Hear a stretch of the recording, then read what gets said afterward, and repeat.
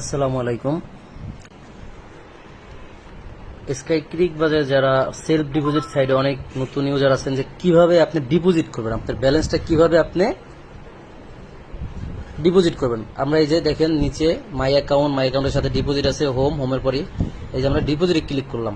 ডিপোজিটে ক্লিক করার পরে এরকম অপশন আসবে। হ্যাঁ, এখানে শুধু বিকাশ দেওয়া আছে না আপাতত। তাহলে আপনি কি করবেন, বিকাশটা সিলেক্ট করবেন। বিকাশ সিলেক্ট করার পরে দেখেন আপনার ব্যালেন্স কিন্তু জিরো।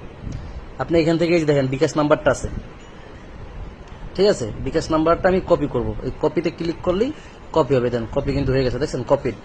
আমি কত টাকা বলবো, 500 টাকা। আগে 500 টাকা সিলেক্ট করে যাবো। এখন এই অবস্থায় শেষ আমার কাজ। আমি যাব কোথায়, বিকাশ। বিকাশে চলে আসলাম। আমরা বিকাশ থেকে এখানে কি করবো, আমরা ক্যাশ আউট করবো। তাহলে চলে যাবো ক্যাশ আউটে, যেহেতু রেজের নাম্বার দিছে। এখানে আমি নাম্বারটা পেস্ট করব, চেপে ধরলে যে চলে আসছে, পেস্ট করব। তারপর এখান থেকে আমি কত টাকা দিব, 500 টাকা। তো আমি 500 টাকা দিলাম। এখানে দেওয়ার পরে নেক্সট গেলাম, আমি পাসওয়ার্ডটা দিয়া আমি পিন দিয়া ক্যাশ আউট করলাম। ক্যাশ আউট করার পরে আমি কি করব, আমি এখান থেকে এটা আমি চেপে ধরলাম। এই চোখটা করলে আমাদের ব্যালেন্সটা দেখাবে না। তারপর আমি এখান থেকে এই যে দেন ট্রানজাকশন আইডি একটা নামে একটা অপশন আসে, দেখেন।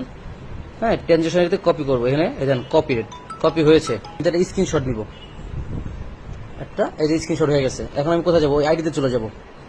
আইডিতে যায় এখানে আমার কি কাজ, এই দেখেন ইমেজ। এই যে ইমেজটা আমি সিলেক্ট করব, এখান থেকে ইমেজটা দিলাম। দেওয়ার পরে এখানে ট্রানজাকশন আইডি, এই যে ভি চেপে ধরলে পেস্ট করে দিলাম। এই যে ট্রানজাকশন হয়ে গেছে। কোন নাম্বার থেকে টাকা দিছি এই নাম্বারটা এখানে আপনি লিখে দিবেন। আমার যে নাম্বারটা থেকে গেছে আমি নাম্বারটা দিচ্ছি।